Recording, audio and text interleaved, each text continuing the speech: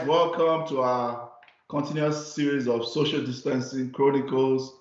And we're starting a new series of episodes where we'll be doing fan-based podcasts. We're starting with people who are top of the log, the Scousers, those people in Merseyside, Liverpool fans. We start with a guest, one of our regular guests, Bola. Thanks for coming. Hey, thank you for having me. And one of our in-house fantasy members, Footy Fantasy members, Ola. Thanks for coming on. Good to be back. Good to be back. Okay. First of all, so just for everybody, we'll go through like match of the season, best match, worst match, funniest memory of the season from Liverpool perspective, where they see room for improvement, then goal of the season, and one question at the end, quick fire question. Before I do that, I have to do a quick admin because I know some of you guys just want like beginning of the videos. So I'll do a quick admin here. If you like what we do, please follow us on Facebook, Extraordinary Footy Fans. You can find us if you like podcast audio versions. The audio version will be on Spotify, will be Acast, Apple Podcasts, iTunes, wherever you find your podcast. We are on Instagram, Fantasy Footy. This video will be uploaded on YouTube on Footy Fantasy, and you can also follow us on Twitter. We post intermittently. If you'd like to come, you can come on me. I manage Twitter Andrew account. Come on me. I'm always ready for trolling battles every time. Let's go. Not to be trolled about for my United fans. well, it's okay. We'll be back. So we'll start with our guest. Bola, tell us, what was your best match, Liverpool's best match of the season from your perspective? Ooh, the best match of the season. There's so many. I have to go with Man City. Liverpool, Man City, 3-1. Yeah. That was just a fantastic match.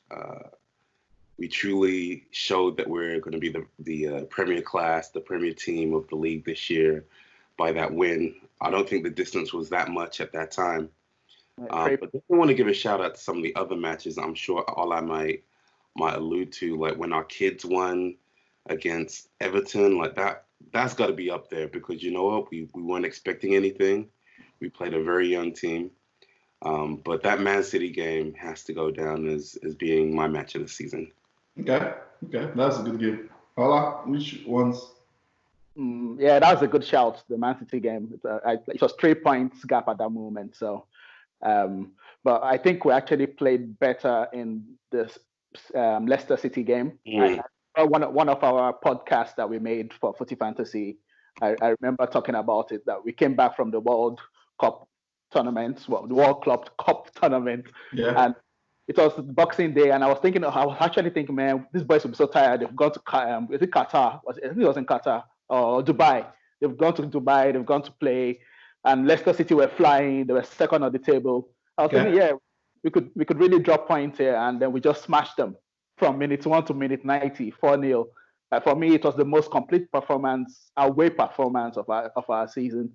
I don't think they even had a shot at goal. I mean, on target, we just dominated them, and that was the day I actually started believing. I was like, wow, if we could beat the second team on the table like this, just mercilessly, it could have been 7 or 8. We really battered them, and they were not bad. City have been good this season. So for us to beat them that way, so for me that's the best match. It's not my favorite match, but that's the best match we played in my opinion. I remember it well. I think I said it on the last pod. I'll repeat it too. That was a boxing. I think it was that boxing on New Year's Day. I can't remember. I think it was Boxing Day. It was a Boxing Day game. I had already, from a fantasy perspective, Premier League fantasy, Trent Alexander-Arnold, I had him on the bench. I'm like, you know what? They will concede goal. Let me put Trent on the bench.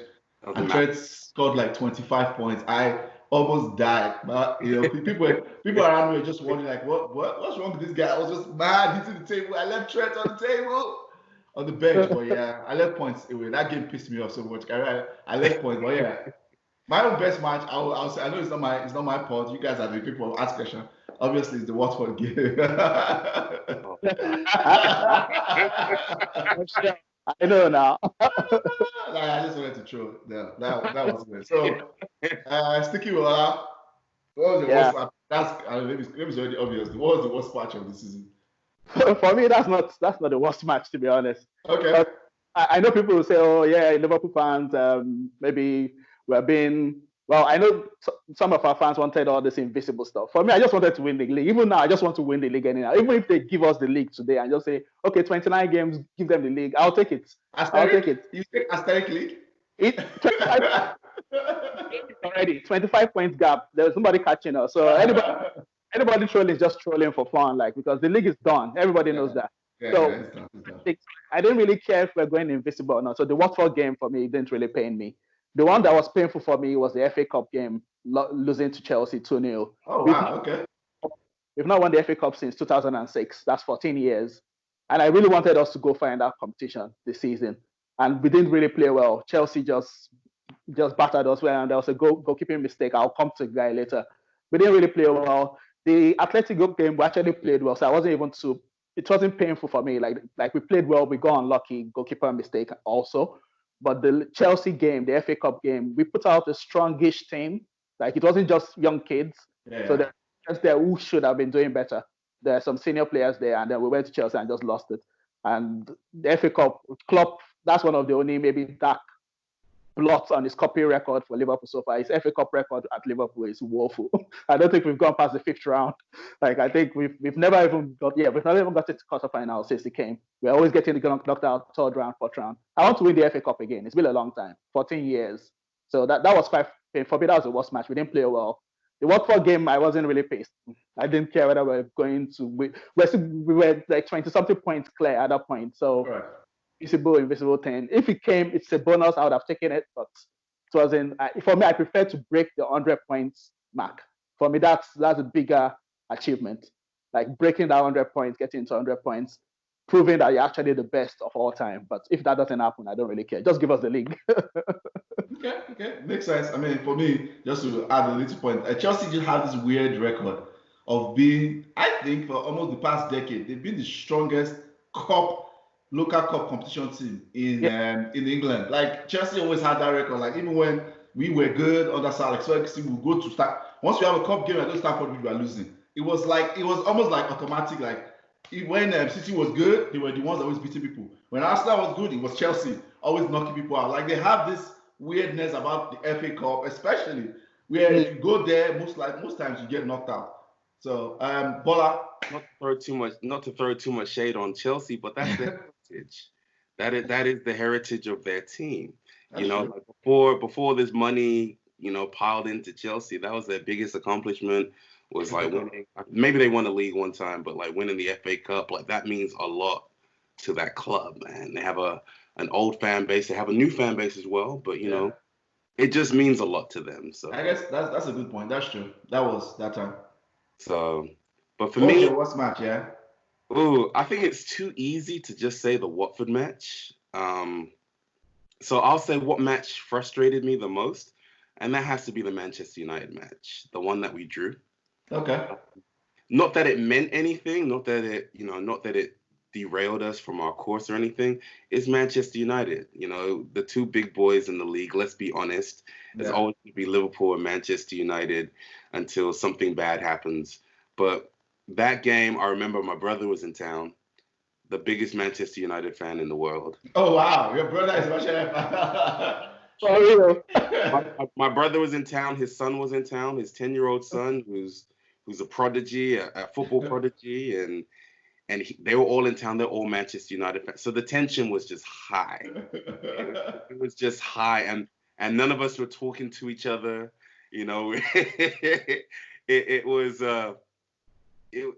It's just tense. So I just remember I was so grateful when Lallana scored that goal in the 80-something minute. But it was just a terrible match. We just didn't play well. I think I remember talking to you. Did you come on the preview? Was Bola on the preview for that game? I know you were on. Bola. I don't know who the other person Liverpool player. I think you were on. I can't remember. I think I was on for that preview. Yeah. You were on for that preview. I think I remember telling you there's no way you guys are gonna beat Old Trafford. Like, I just knew that wasn't gonna happen, and because I was like, we're in a bad form. Liverpool is coming. It's a rivalry game, and that game has it has usually always been about who can keep their emotions in check. Apart from maybe Moist time. Moist time was time where you guys were way better than us, and you guys, bashed us home and away, if I remember. But usually that meeting has always been, there's never been about quality. There's always been who can keep their emotions in check during that day. usually wins that game, or usually ends up in a draw. I never take that game for granted. Never. Exactly. I was watching this Soccer Box, the one Gary Neville does. He presents a program, and he had Jamie Carragher on. And what Ayo is saying now about the emotions is actually true, because even Neville was saying Ferguson really hated losing at Anfield. The most times he sees Ferguson tensed up or like really wound up is usually at Anfield. And then on the flip side, they used to talk about, like, Liverpool players and manager. We used to talk about Gary Neville. They'll say, "Oh, look, play on Gary Neville. Gary Neville is always emotional during these games. So try and wind him up, try and get him to do something silly." So Ayo is right. The emotions are always coming to play in that game. It's not a game you can call easily, especially when the teams are not very far in abilities. Like, it's not like Man U are exactly rubbish now. Some people think they are, but so when the ability disparity is not so great, it's not an easy game to call. You can't just go to Old Trafford. You want to go and beat them in Old Trafford. They'll step up their game. They always step up their game. Always. Let me put some clarity on this. Here, I live in the Bay Area. Okay. Huge Arsenal fan base, here in the Bay Area. They have an amazing organization, an amazing club. They have their own bar, which is huge. They have I want to say at least 200 people watching the game every time they get their logo. Okay. When it's Liverpool versus Arsenal, I go to that bar. I go to the bar. I'm wearing all my Liverpool stuff. I'm loud. I'm noisy. I'm boisterous. Liverpool, Manchester United. No, I need to focus. Because I'm all the way wound up. We need to make sure that we secure the points for this, and it's out of respect too. Correct. I respect Manchester United because of the history, what they did, how they ruined my childhood. No, but you guys have an amazing club, and so I take that game really seriously. Okay, so that's the game. Okay, just to add to the reason why I said for so many years I didn't even notice that thought process of the fact that the most emotional person usually does not win that game until LVG said it. I remember LVG's second season. I think that was LVG's second season when they kind of asked him some questions and just like, oh yeah, see, he always tells the boys like, hey, this game's about emotion, man. If you can keep your emotions in check, most likely we win this game. Because LVG was had one of the best records against Liverpool. Well, it's 2 years. I remember. So going to the funniest memory of the season. Stay with Bola. What's your funniest memory of the season? There's two memories that stand out. Okay. I have this telepathic thing. I think Ola's going to mention the other one, but for me, the first one was the Mane Salah fight at the beginning of the season. Okay. That was hilarious to me because Mane was just like one of the boys that we played football with down in the park. Like, he was fresh. And I think we won that game 3-0 or 3-1 or something like that. But the tension and the passion to just want to, I want to win. Pass me the ball now. I understood every single cuss word that he said in French, even though I don't speak French. Because we've all been there, Okay.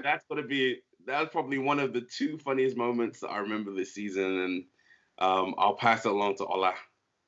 Okay, well, the Sadio Mane one, I think the situation was made worse because Klopp subbed him almost. So that just wound it up more because Salah had the chance, it didn't pass. And then Mane had not scored, and then Klopp subbed him off. That just blew up the situation. Come on, everything the ball to score, and now they've subbed me. So that just made it worse, of course. But yeah, that's what strikers do. But for me, my funniest moment of the season is Pep Guardiola. Yes. Twice. Do it. Twice. Okay, wait, twice. The memes based on that twice, man, it has made my season. The number of memes people have made, different memes based on that twice. Man, that's my funniest. That was against Liverpool, right? Yeah. Against Liverpool. Yeah. When I was talking about the cards and all of that. Yeah. Well, twice. That's true. Well, can I even think of anything from a Liverpool standpoint that was very funny to me? Yeah. We don't expect that now. Come on. We don't expect you to find us. I'm just they're 18 us all through the season, like just 18 us. I kind of got used to it though. I kind of, I kind of got ready for this in a way. I did. People who know, people like Bucci and people who know me better than Dada said it, understood why those Champions Leagues you guys got to back to back. I was so against Liverpool winning and so because I kept telling people, Dada himself, and Bucci, and Bucci had the same thought process, like Liverpool just needs a breakthrough. If this team breaks, I kept saying it, if this team breaks through, we're in trouble. We're in trouble. It's easy to Man City being dominant because Man City is, it's Man City is like Pep can leave, it's whatever. Like their organization wise, what holds them together can easily be broken because Pep could leave. Pep is not, Pep doesn't care about all that. I want to be like a Ferguson. I don't see him as caring that much about things like that. The guy looks like the kind of guy that will do a little bit and still go back to Spain and coach Barcelona. That's the kind of person I see Pep as. But Klopp always came across to me as that type of guy who wants to stay at least 10 years, stay for a long time, have that multiple dominance. So I what he was building. So I was always worried. So when you guys won that Champions League, I kind of was ready for this. This was going to happen. I wasn't expecting 25 points gap, but I knew it was going to be that Liverpool or City. It was kind of going to be obvious in my opinion. But I did not see. I think I predicted Liverpool coming third beginning of the season because for some reason what I did not think of was.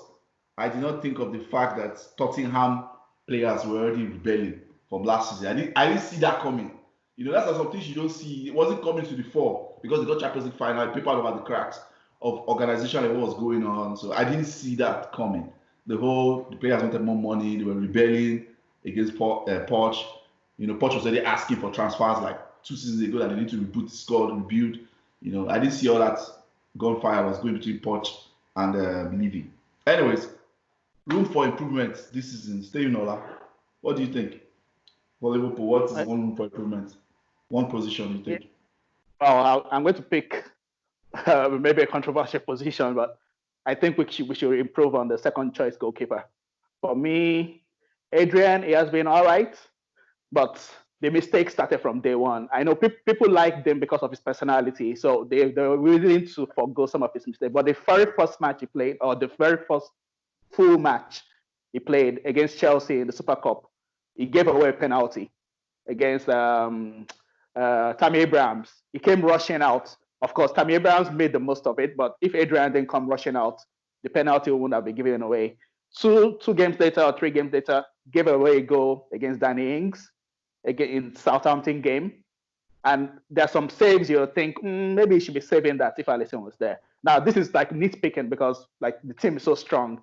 But for me, the reason why I'm picking on Adrian is the second choice goalie is going to keep in the League Cup, the FA Cup.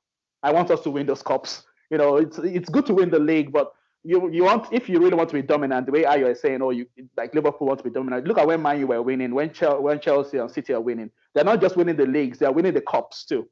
They're winning the cups. That you have to show that you're actually the dominant force. So not just winning the league, you have to win some of the cups too.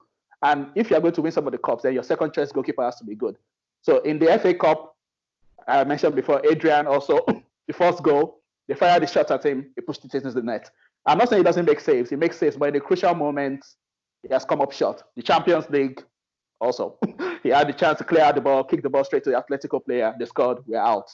So I'd like us to improve our second choice goalie. And now Alisson, I hope it's not going to be a recurring thing because he has missed like 12 games this season on injuries. And I hope it's not going to be like that kind of keeper who's going to be getting injured 10, 12 games every season. Because if that's going to happen, that means we're going to have to be dependent on Adrian more. And it's not a bad goalkeeper, but it's not Alisson. It's not the best second choice goalie in the world. So I think we need to improve on that, especially if you're going to be competing in the cups, because he's going to be the one playing in the cups, not the Champions League or the league. He'll be playing mostly in the cups. So for me, that's the most important position to improve. Goalkeeper is really a very important position in football, to be honest. People underestimate that. It's a really important position. I remember you were saying it also in the previous podcast, how you guys struggled after Schmeichel left. Or maybe it was Bucci. It was Bucci that said, yeah. But that's true. Left. United struggled to get a solid goalkeeper along until Van der Sar came in. And then you guys started winning again. You guys started winning. You won Champions League, won league titles. it's a very important position, goalkeeper. So for me, I would like us to improve second choice. Good. Good points. Bola? Yeah, I think just sticking to the same type of theme, just general backups all over the place. I think our team is really solid, but when our first team goes out, we don't have the depth of, say, like Man City, So I know that's not a single position, but just making sure that we have the talent coming in behind us who are familiar with the system, who can just slot in as seamlessly as possible, would be great. Definitely re-signing Gini Wijnaldum has got to be a priority. Before even buying anyone else, we need to make sure that guy stays. Nigerian, man. I'd love to us to buy a Nigerian. I'm being completely biased. But man, I'd love to buy a Nigerian guy, like maybe Samuel Chukwueze. Maybe we could put in a bid for him. Yeah. That would be nice, man. I think it's kind of hard to pinpoint a single position, but I actually like the concept of playing a point striker. I know we've been linked with Timo Werner. People may be asking, like, how does that work? Like, what's going to happen to Firmino? I think it can work if Firmino plays in a deeper role, which he's already naturally doing. I think it can work really well for our team. We can get some of that creativity from midfield without losing the quality up front or the defensive attributes that often comes with having like a creative midfielder. So I know it sounds weird because our attack is great, but having a true point striker, I don't think Salah's a point striker. Mane, I think, can play that, but I think he's so dangerous on the width. I think it's better to keep him there. But having someone who's fast, who's talented, in those goals, I think that'll be amazing. Yeah. I mean, yeah. Just quickly jump in. We actually have a Nigerian player at Liverpool, but he's out on loan. That's the sad thing. Yeah. The young lad. Sorry? Owoni. Wait, what's his name? Taiwo. Yeah, Taiwo. Yeah. In the Under-17 World Cup, I think he was the top scorer for Nigeria in the Under-17 World Cup. And then, okay. But the problem is the work permits. He's not been able to get a work permit, so they have to keep loaning him out. So I think it's in Germany at the moment, or second division. It's in second division, Germany or Belgium at the moment. They keep get a work permit because it's counterintuitive in the sense that he has to play enough games for the national team to qualify for a work permit in England. Correct. Yeah. And not picking it because he's actually playing in the second division. So it's sad for him, but he's still on contract at Liverpool. But sadly, he has not gotten near the first team. Okay, that makes sense. I mean, well, from a neutrals, neutral. I don't know. Neutral is a word I got for Liverpool. From outside looking into points, just from a pure footballing standpoint, I look at Liverpool. Like you said, like how do you improve 25 points ahead of everybody? I mean, you can argue that maybe people dropped off, whatever, and this just might be a one-time type season. When I look at them, yeah, I mean, the only thing I want to be very nitpicky is I feel like Liverpool, and correct me if I'm wrong, from an outside looking, Liverpool attack in two major ways. They have coordinated pressing, where they press, they win the ball high up and try to score or counter, either or from the gegen pressing. That's where that falls in. The second part is how they move the defenses around, the pin, their midfielders pin in certain positions so that they can create space on the wings and they can whip balls in. If you try to overload the wings, they just move around because they can come through the middle. Through Salah, Firmino, those are the two ways I see Liverpool try to score. The one thing I do notice, which is being super nitpicky in my opinion, because it's very hard to actually prevent not conceding goals from those two other ways or three other ways, is when people sit back and they low block, those heavy low blocks, and they can find a way to prevent those crosses. Having that person that can pick a pass in the middle, that can break the lines with the pass when Firmino is off his game, because Firmino is the one that usually drops back to break those lines and move people around and drop those passes. But Firmino is off his game, because that's what I thought Keita was supposed to be. But for some reason, I don't know. I'm not fully convinced about Keita. There's just something about maybe his injuries. Maybe I'm not convinced about Keita. I'm not. When I watch him, I'm like, the Keita I saw the highlights from Germany, and this Keita, I'm like, it's been almost 2 seasons now. Like, what's really going on? So somebody that can be that guy, like what things like David Silva does, De Bruyne in a way, they not usually, but like the Pogba, someone that can break the lines with those passes when there's just small space to knit those passes in between. Is that the only, if I want to be nitpicky, say, because sometimes you have to win games that way, in my opinion. I think it's just a different style of Yeah. football that would really work well with the qualities that we have. Yeah. You're right, because like a lot of our game is based upon that fast break, Yeah. getting pressing, making sure, then exploiting the space. And it's kind of hard to like break it down, especially since like our strikers aren't big people. We're small people. We have Salah, we have Mane, Firmino. They're probably all three of them are under 6 foot. Maybe Firmino is close to it. So we also lose out on the aerial threat as well. That could help us out if we were in that type of a situation as well. And that's why I'm like, having a tall, big, fast point person up front may also help us out. Like if you also look at like the way how we set ourselves up, like corners and stuff, we rely on our big center backs moving forward into those positions to try and get ahead, off of those corners, which leaves us all the way exposed at the back. But maybe having a tall point striker who has a good aerial, who's good in the air, could be another way that we can break down some of those defenses without losing too much of what has brought us to where we are right now. Yeah, but Divock Origi is supposed to kind of be that way, but in the same way, Divock Origi doesn't remind me of a big striker who holds up play. It's almost like a Welbeck type player. That's the way I look at Divock Origi. Yeah, the point. No, I'm not saying I'm not saying quality wise. Style. I mean style of play. Yeah, I'm messing with you. All right, cool. Goal of the season, Steven Bola. Tell me what your goal of the season was for Liverpool. Has to be that Fabinho goal, man. It gives me chills. Okay. It gives me chills every time I see it. It's such a beautiful strike. There's a couple of ones that I would put after that, like Curtis Jones versus Everton, and even Alex Oxlade-Chamberlain had a really good one in the FA Cup against Arsenal. But that Fabinho strike was beautiful. And the importance of it, yeah, that's true. That was a very good one. Yeah. Ola, goal of the season. For me, I'll go with because of the impossibility of the kind of goal he scored, and it was on his weaker foot. Salah's goal against Salzburg, the one he scored from near the corner kick flag. Okay. Keeper came pushing out, pushed it up past the keeper from the tightest of angles, and that game was very important because Liverpool actually had to win that game to go through to the second round of the Champions League. So on his right foot, tight angle, fantastic goal. But then my favorite goal of the season is the second one he scored against Man United.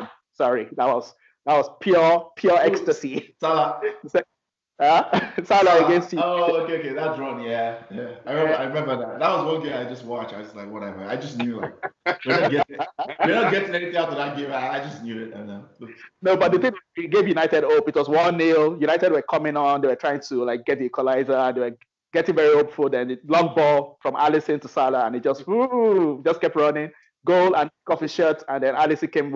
The celebration was just like epic. Like, come on, yeah. He took it too far. It's not a Champions League final. What's wrong with him? Hey, that's the best celebration of the season.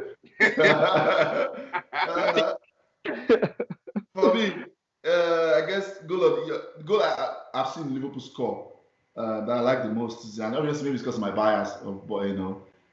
I always call him Bobby Schmurder because that guy, he just, I enjoy watching him anyways. I think it was like a link-up play with Firmino, Mane, and Salah, where Firmino did his back flick thing. That's Salah. I don't know, was that 1 month? It was one game. Watford, I can't remember. Watford. Newcastle. Newcastle. Newcastle. Yeah, it was Newcastle. That flick was just like, man, that was, I have this natural bias towards technical, gifted, skillful players, so that's why I always do that. So anyways, I think that was my goal of the season. So the quick fire question. I will start with. Let me start with Bola. Okay. So apart from Liverpool and the obvious Man City, because these are the two squads that have been close, going at it now for like 2 seasons plus, I guess. Which other Premier League team do you think is? It doesn't even have to be anybody that's currently in your top 6, whatever. Just from what you've seen so far, evidence of these last 29 games, which team do you think is prime? that could possibly make a challenge. These things it's all guess anyways. But who do you think for what you've seen so far next season? There's a couple of good And teams. tell me why. There has to be why behind it. There's a couple of good teams out there. To challenge. You know what it means? Challenge. Yeah. I don't know. If your answer is nobody, it's okay. No. I think what I know people. I always used to make fun of you like all season, saying, "Oh, 1 point away from safety," and I think I was posting it every time. Right? Yeah. I was being sarcastic, but a lot of people didn't get it. But Manchester United are going to be good. I think that Bruno Fernandes signing was special, and even more important than the Bruno Fernandes signing. And I know I'm being biased, but I think that Gallo signing was huge. Number one, he's technically gifted, but he's a fan. And one of the most dangerous things you can have on your team is someone that actually believes, in the team and is a fan and has seen the glory days, right? So yeah. Just those two signings, I think, were huge. I think if you bring Pogba back and you're able to figure it out that midfield becomes extremely dangerous. You now have a strong link-up play. And, I think your defense isn't as bad as what people think it is. So I think Manchester United could definitely be up there. Wolves are amazing. If they can keep their team in place and maybe spend some more money, who knows? Because I think Nuno is such an amazing coach. I think if things just work out in their favor, they could make some noise. They can really make some noise. And last but not least, definitely like a wild card. I'm not expecting them to do anything next season, but I'm curious to see if this takeover of Newcastle happens. Yeah, I was going to say. From that, are they going to just start spending a whole bunch of money? And I know it takes time to get teams to gel and to sync up, but they're definitely someone that I'm looking at the back end as a long shot. Okay. What could happen if I'm hearing like $250 billion, the owners are worth, which is crazy. So we'll see. Okay, so who's prime the most out of all those three you mentioned? Prime the most? If you have to rank, just that's all I want out of the three of them. I'd say Manchester United and Wolves equally. Okay. It depends on, bringing in new players makes it hard for you to gel. So I'll probably edge Wolves a little bit above you. But you guys are coming up strong. So definitely have to look out for you guys in the near future. Well, title challenge next season. Okay. Ola? I don't disagree too much with Bola there. Like, I've been surprised the kind of the intensity of the criticism in that United. Of course, United are a big club; they should be challenging. But yeah, even though I enjoy the criticism, I enjoy the bantering at them. I don't think they're that bad, to be honest. I don't think. I've seen bad Liverpool teams. I've seen bad Liverpool teams. This United team, let's not forget, they've beaten City 3 times this season. That's true. The big game, Solskjaer gets them up for the big games. It's just those smaller teams. And Klopp also had this problem when he first came. We're beating the smaller teams, but we're beating the bigger teams, but we're losing points against the smaller teams. And if, like you said, Fernandes, Pogba come in, start creating that, they start giving that creativity, United are going to be a dangerous team. People are just writing them off and saying, "Oh, the coach is a clown" and things. I don't think they're that far away. Of course, they have to invest properly in the playing squad. The owners have to do some, or whatever his name is, Ed Woodward. They still have some recruitment they need to do, but they're not far away. They're not that far away. They're solid. Like Paula said, the defense is not that bad. Midfield will look good now if Pogba and Fernandes come in, start supplying. Igalo, fantastic signing. He holds the ball up, proper center forward. He's a fan. Like, I'm just echoing exactly what Bola said. But if we're going to leave out Man United, I don't think we should ignore Leicester City. But Brendan Rodgers has a very good record of building teams that can, he doesn't have to sign very top players to build a proper team. Because even when he was at Liverpool, the only 2 players that were signed for him that made us really great were Sturridge and Coutinho.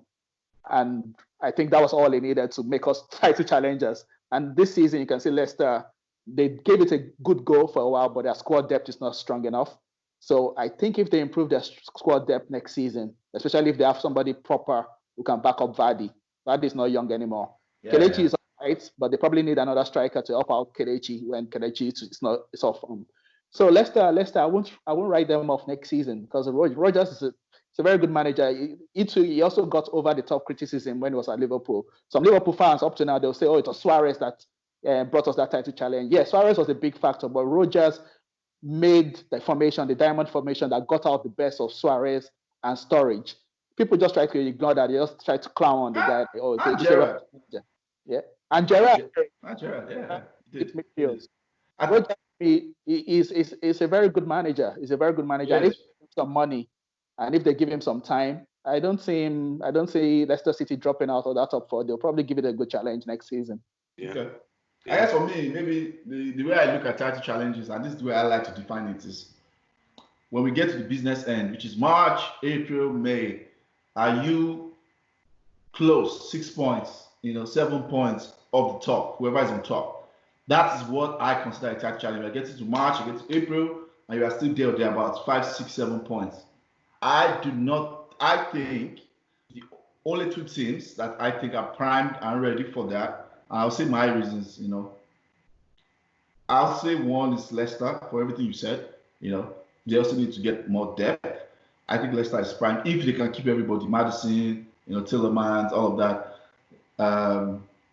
I think they are ready. I think they are ready to do a challenge. It might not be a long challenge, but I think if they can add to what they have now, they probably need to improve their center defense. And I know John Evans has done well. So Ichu is good. I think they probably need to improve on Evans. From what I see, I think they probably need to. But midfield is solid. Didi, our brother, there. Tielemans, Maddison, very good. Attack, the way they play. He has created a very good system. I believe so much in coaches who can create a system. And obviously, talent recruitment is great. It's very, very important, right? Because that will depend on how they can execute. But the difference in why I always say why I believe so much in systems over players is systems is what made, apart from recruitment, right? Systems is what make Liverpool, Liverpool and Man City where they are today. Is the systems their coaches are made to create. Because what happens is nobody in the history of football, maybe apart from Messi and Cristiano, maybe apart from Messi, but at least as I'm watching football, has been consistent over 38 games. I used to watch a lot of La Liga back in this days. Zidane had bad years where he was hugely inconsistent. Like I've watched all these all-time greats that people put on a pedestal. They had inconsistencies. The difference with systems is when one or two of your players are off their game, people already have drilled in that system where just through muscle memory, you can get the job done because you have practiced how you play football. This is where you stand, this is what you do every time. So you don't have to be 9 over 10 every game. All your key players might be 6 over 10. And maybe some random person might be Henderson that is on 9 over 10.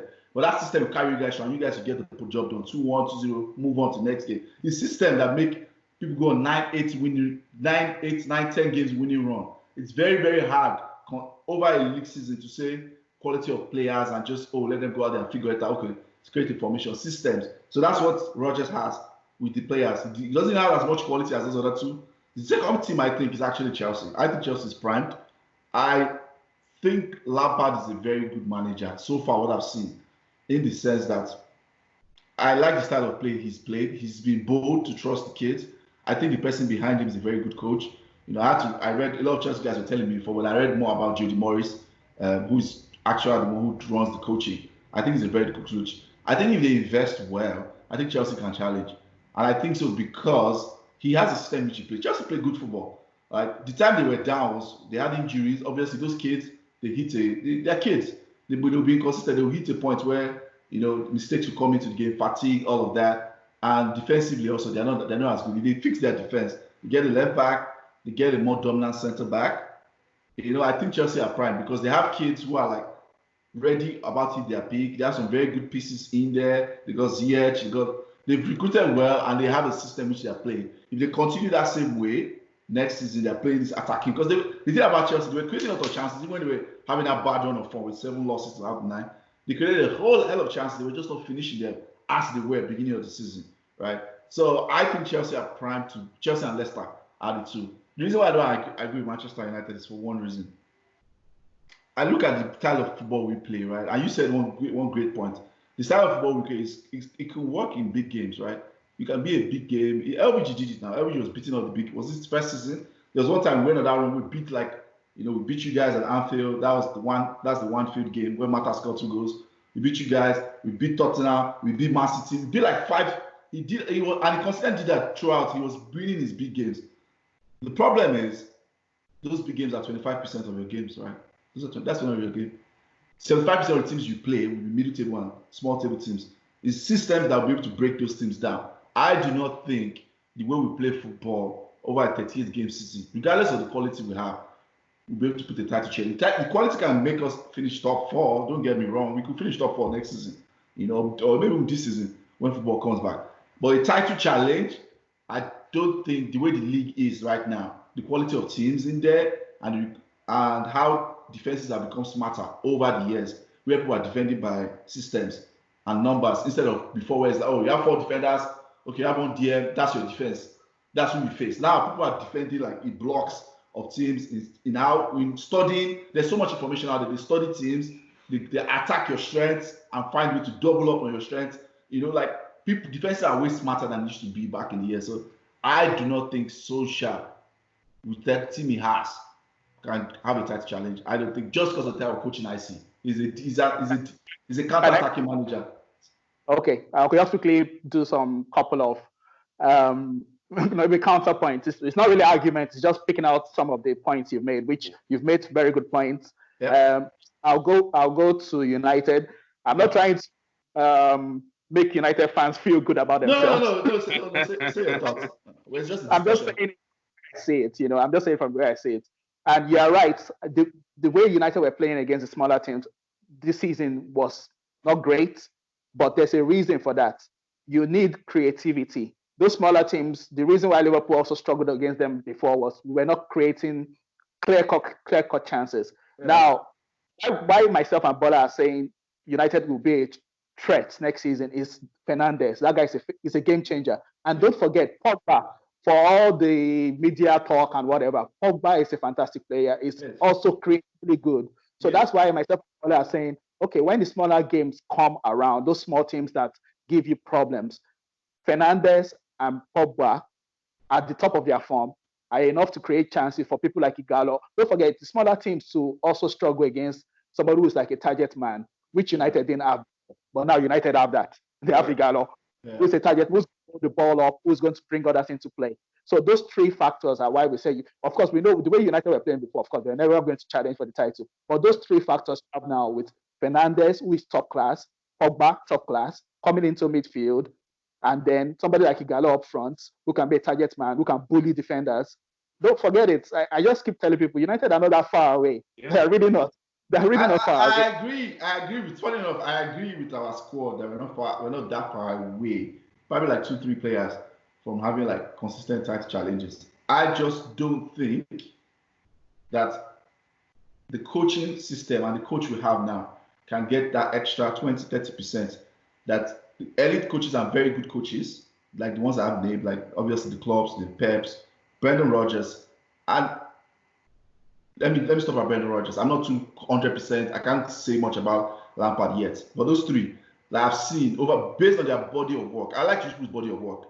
Mm-hmm. I don't think he has that ability to get that extra 20. Like I said, that 20-30% when say Pogba is off his game, Fernandes is off his game.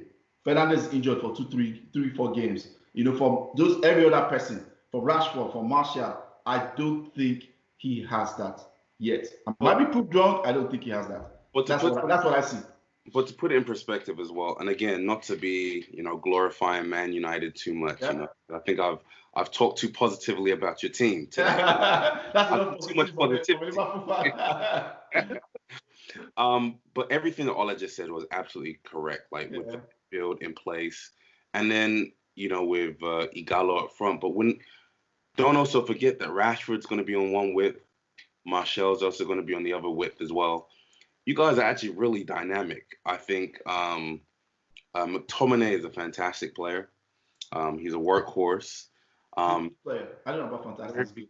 Yeah, he's a he's a very good player. What you need him to do, like I don't think some of those DM positions you need him to do, you know, to dribble through the whole team and blah blah blah. You need someone like a rock and an anchor to be able to keep the team solid, so everyone up front can do what they need to do.